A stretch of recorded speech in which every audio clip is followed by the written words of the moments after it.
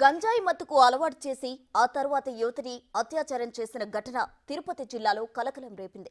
న్యాయ విద్య చదువుకొని ఉన్నతంగా జీవించాల్సిన యువ దంపతులు గాడి తప్పారు. గంజాయికి బానిసలై అడ్డదారులు తొక్కారు. సహచర విద్యార్థి అయిన యువతిని ఆ మత్తు ఊబిలోకి దించారు. అత్యాచారానికి పాల్పడి ఆమె నుంచి డబ్బు డిమాండ్ చేశారు. కర్నూలుకు చెందిన తన స్నేహితురాలికి గంజాయి అలవాటు చేసి తన భర్త కృష్ణకిషోర్ రెడ్డితో అత్యాచారం చేయించి డబ్బులు డిమాండ్ చేశారు. తరచూ వారి ఇంటికి వచ్చే యువతికి బిర్యానీలో గంజాయి కలిపి పెట్టి మత్తులో ఉండగా ఈ అగాత్యానికి పాల్పడింది ఆ జంట.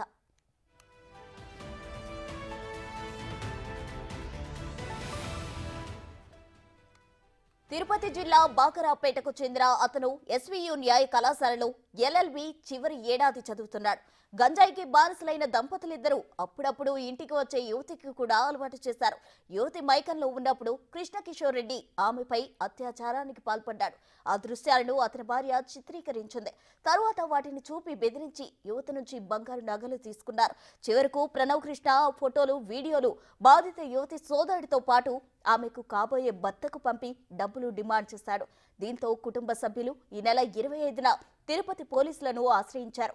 కేసు నమోదు చేసిన పోలీసులు నిందితులిద్దరిని అరెస్ట్ చేశారు. ఈ నేపథ్యంలో కృష్ణకిషోర్ రెడ్డి, ప్రణవ కృష్ణలను ఆయా వర్సిటీల నుంచి సస్పెండ్ చేశారు.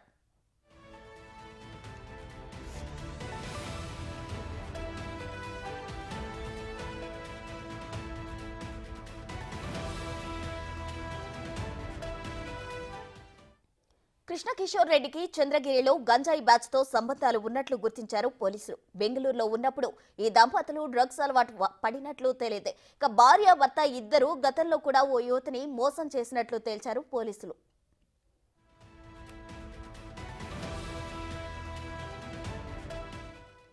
నిందితులకు రాజకీయ నేతల అండదండలు ఉండటంతోనే నోరు మెదపని బాధితులు ఇప్పుడు ఒక్కొక్కరుగా బయటకొస్తున్నారు. దీనిపై మరింత సమాచారం మా ప్రతినిధి దామోదర్ అందిస్తారు.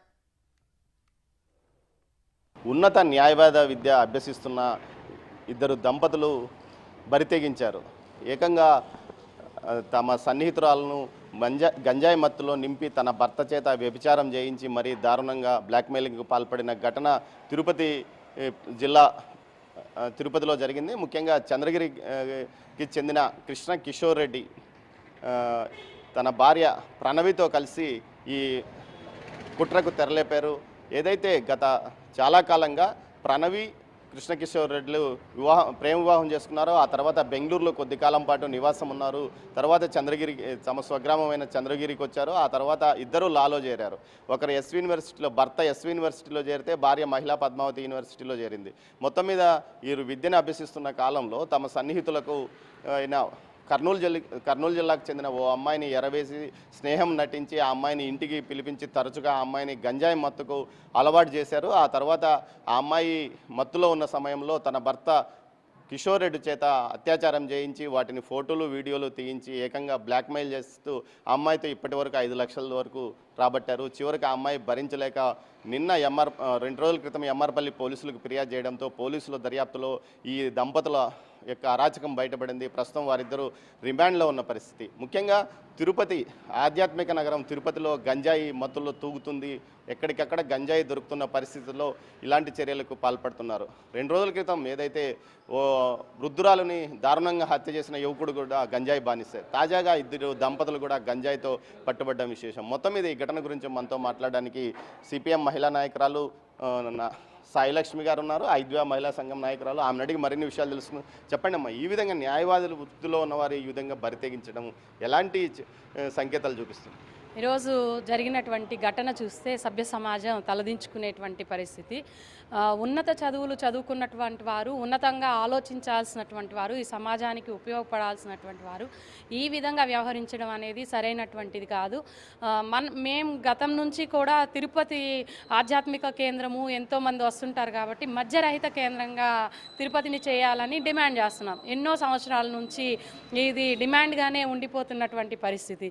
మనకు చాలా కేంద్రాలు తెలుసు. ఇప్పుడు షిరిడి ఉంది, అక్కడ కొన్ని కిలోమీటర్స్ వరకు మద్యం లేదు. పుట్టపర్తి ఇట్లా చాలా చోట్ల ఉంది. అయితే తిరుపతిలో కూడా ఈ మద్యరహితం కావాలి అని. అయితే ఈరోజు పరిస్థితి ఏమి, మద్యరహిత అటు పక్కన ఉంటే ఇంకా ప్రమాదకరమైనటువంటి మాదక ద్రవ్యాలన్నీ కూడా మన జిల్లాలో వచ్చేయడం, ఈ విధంగా విద్యార్థుల జీవితాలతో చెలగాటమాడడం అనేది సరైంది కాదు. గతంలో చూసుకుంటే చంద్రగిరి హై స్కూల్లో డ్రగ్స్ దొరికాయి. ఇప్పుడు చూసుకుంటే స్టూడెంట్స్ డ్రగ్స్కి అలవాటు చేస్తున్నారు. అంటే ఇది ఒక అంటే యూనివర్సిటీలోనే ఉంది అని చెప్పడానికి లేదు. స్కూల్ స్థాయి నుంచి కూడా ఉన్నత విద్యాస్థాయి వరకు ఇట్లాంటి జరుగుతూ ఉంది. దీని మీద అధికారులు ఏం చేస్తున్నారని చెప్పేసి ఈరోజు ప్రశ్నించాల్సినటువంటి అవసరం ఉంది.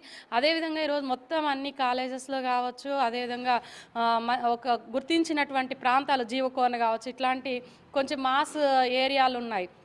వీటన్నింటినీ కూడా గుర్తించి ఖచ్చితంగా అవగాహన సదస్సులు అనేది ఏర్పాటు చేయాలి. లేకుండా విద్యార్థులు వాటి బానిస కాకుండా ప్రభుత్వం కట్టుదిట్టమైన చర్యలు తీసుకోవాలని చెప్పేసి మేము కోరుతా ఉన్నాం. గత 5 సంవత్సరాల కాలంలో పరిస్థితి మరింత దిగజారిన పరిస్థితి. ఏదైతే ఏదైతే లోకేష్ పాదయాత్ర సందర్భంగా కూడా ఇట్లా గంజాయి చంద్రగిరి పాఠశాలలో దొరికింది, అదేవిధంగా తిరుమలలో దొరికిందంటే అప్పట్లో ఉన్న ఎస్పీ పరమేశ్వర్ రెడ్డి అయితే ఏకంగా లోకేష్ను సూటిగా ప్రశ్నిస్తూ ఇలాంటి రాజకీయాలు చేయొద్దు అది ఇదని మాట్లాడాడు. కానీ ఇప్పుడు పరిస్థితి చూస్తుంటే ఏమనిపిస్తుంది మీకు? గత 5 సంవత్సరాల కాలంలో జరిగిన దారుణాలకే ఫలితమైన ఇది. ఖచ్చితంగా అండి. అంటే ఎవరు పరిపాలిస్తున్నారు, ఎవరు అధికారంలో ఉన్నారు, ఎవరు ప్రతిపక్షంలో ఉన్నారు అనే దాంతో సంబంధం అనేది ఉండకూడదు. జరుగుతూ ఉండేటువంటి విషయం ఏదైతే ఉందో ఆ విషయం మీద ఖచ్చితంగా చర్యలు తీసుకోవాలే తప్ప ఇదేదో రాజకీయం కోసం అని మాట్లాడామంటే ఇప్పుడు జరుగుతున్నటువంటి విషయం పక్కకు పోయేటువంటి పరిస్థితి అనేది వస్తుంది. మనకు కనిపిస్తూ ఉంది. అంటే ఎవరో చెప్పింది కాదు, కళ్ళకు కనిపిస్తూ ఉంది. కాబట్టి దీన్ని ఖచ్చితంగా ఈ మధ్య కాలంలో మీరు చెప్పినట్లు ఈ 5 ఏళ్ల కాలంలో విస్తృతంగా బయటపడడం అనేది కూడా జరిగింది. వీటి మీద ఇప్పటికైనా సరే ఎలాగో చెప్తున్నారు. ఫస్ట్ మన హోమ్ మినిస్టర్ గారు ఫస్ట్ ప్రెస్ మీట్ పెట్టి ఈ గంజాయి వీటిని మేము ఉపేక్షించేది లేదు, వీటి మీద ఖచ్చితంగా కట్టుదిట్టమైన చర్యలు తీసుకుంటామని చెప్పి ప్రెస్ మీట్ పెట్టారు. 8 గంటల పైన పిల్లలు ఎవరైనా సరే గుంపులుగా కనిపించినా వాళ్ళని మేము కౌన్సిలింగ్ ఇవ్వడం, వాళ్ళ మీద చర్యలు కూడా తీసుకుంటామని చెప్పారు. మరి అట్లా అంత చెప్పిన పరిస్థితి ఉన్నప్పటికీ ఇలాంటివి జరుగుతూ ఉన్నాయి. బాధితులు బయటకు రాలేకపోయారు. గత 5 సంవత్సరాల్లో మనం చూస్తే ఏ బాధితుడు బయటకు రాలేదు. ఈ మధ్యకాలంలో తరచుగా బాధితులు బయటకు వస్తున్నారు. తమను ఎవరు ఇబ్బంది పెట్టారు, తమ కుటుంబ సభ్యులను ఎవరు ఇబ్బంది పెట్టారని కూడా చెప్తున్న పరిస్థితి కానీ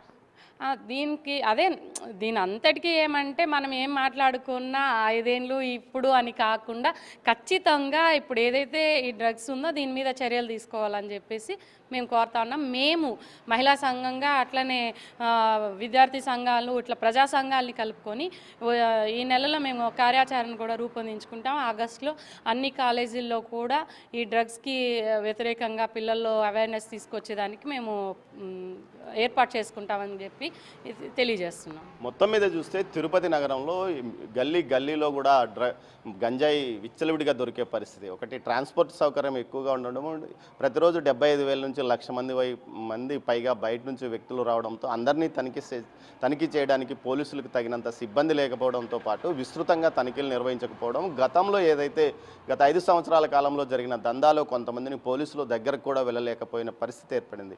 ఈ పరిస్థితుల్లో తాజాగా బాధితులు బయటకు వస్తున్నారు, తమ వెదలను చెప్పుకుంటున్నారు. ముఖ్యంగా వీరికి సంబంధించి డీహాబిలిటేషన్ సెంటర్స్ను కూడా ఎక్కువగా పెంచుతున్నామని కూడా ప్రభుత్వం చెప్తుంది. అయితే ఇప్పటికైనా వేగంగా ఒక టీంని ఏర్పాటు చేసి, ముఖ్యంగా గంజాయి నిరోధకానికి పూర్తి స్థాయిలో పనిచేసే టీంని ఏర్పాటు చేసి అటు పాఠశాలలు విద్యా సంస్థల్లో పూర్తి స్థాయిలో అవేర్నెస్ కల్పించినప్పుడే ఈ మహమ్మారికి దూరంగా విద్యార్థులు కానీ యువకులు కానీ మిగతా వారంతా దూరంగా ఉండే పరిస్థితి ఏర్పడుతుంది. ఖచ్చితంగా ఈ చర్యను ఎంత తొందరగా తీసుకుంటే అంత తొందరగా యువత మేల్కొంటుంది, వారి భవిష్యత్తు బాగుంటుంది. మొత్తం మీద అయితే కృష్ణ కిషోర్ అది ఏదైతే ప్రణవి కిషోర్ దంపతులు చేసిన చర్యకు పూర్తి స్థాయిలో అధికారులు చర్యలు తీసుకున్నారు. ఇప్పటికే వారిద్దరిని అటు పద్మావతి మహిళా యూనివర్సిటీతో పాటు ఎస్వి యూనివర్సిటీ కూడా పూర్తిగా వారిని సస్పెండ్ చేస్తున్నామంటూ కూడా ప్రకటించిన నేపథ్యము. మొత్తం మీద ఈ ఘటనకు సంబంధించి పూర్తి స్థాయిలో విచారణ కొనసాగిస్తున్నాము. వీరికి గంజాయి ఎక్కడి నుంచి లభ్యమైంది, చంద్రగిరి ప్రాంతంలో నుంచి తెచ్చుకుంటున్నాడా, లేకపోతే ఇక్కడ తిరుపతిలోనే దొరుకుతుందా, లేకపోతే బయట నుంచి ఈ దంపతులే ఏజెంట్లుగా పనిచేస్తూ గంజాయి అమ్ముతున్నారా అన్న కోణంలో కూడా పోలీసులు దర్యాప్తు కొనసాగుతుంది.